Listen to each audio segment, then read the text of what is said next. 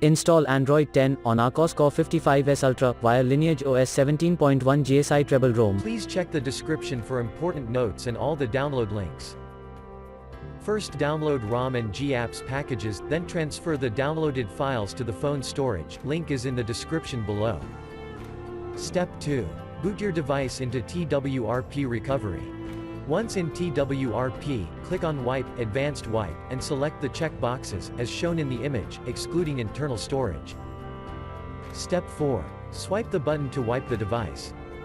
Step 5. Go back to the recovery main screen, and tap on the Install button. Step 6. Navigate to the storage, and select the ROM ZIP file. Step 7.